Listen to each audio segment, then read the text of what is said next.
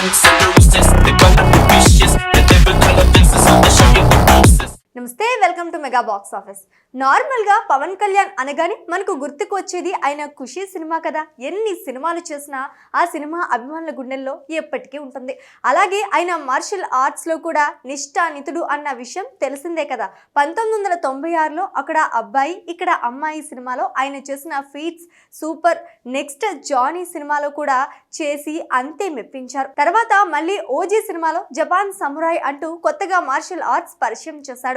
Guns N' Roses, they gonna be vicious. The devil gonna fences on the show you the bruises. అయితే ఇప్పుడు అవన్నీ ఎందుకు మాట్లాడుతున్నాం అంటే, కొన్ని రోజుల నుంచి ట్విట్టర్లో పవన్ కళ్యాణ్ క్రియేటివ్ వర్క్స్ అన్న కొత్త పేజీ కనిపిస్తోంది. అదేంటబ్బా అని అందరూ అనుకుంటున్నారు. కొందరేమో ఇది పవన్ కళ్యాణ్ సొంత production banner Pawan Kalyan creative works అంటున్నారు. అయితే గతంలో పవన్ కళ్యాణ్ పూర్తి స్థాయిలో సినిమా నిర్మాణంలోకి వస్తారని ప్రచారం జరిగిన సంగతి తెలిసిందే. ఇప్పుడు మళ్ళీ ఈ ట్విట్టర్ ఆఫీషియల్ పేజీతో మళ్ళీ ఈ రూమర్స్ కి ఆజ్యం పోసినట్టు అయింది.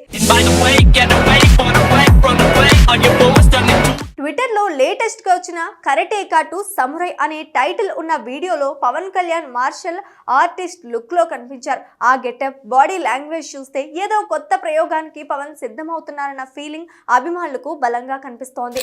అయితే ఇంకా కొంతమంది వాదన ఏంటంటే, పవన్ కళ్యాణ్ కొత్తగా మార్షల్ ఆర్ట్స్ స్కూల్ ప్రారంభించబోతున్నారని అంచనా వేస్తుంటే, ఇంకా కొంతమంది అయితే ఏదో కొత్త వెబ్ సిరీస్ అంటున్నారు. మరి hard core fans OG 2 cinema కోసం ఇదంతా అన్నారు.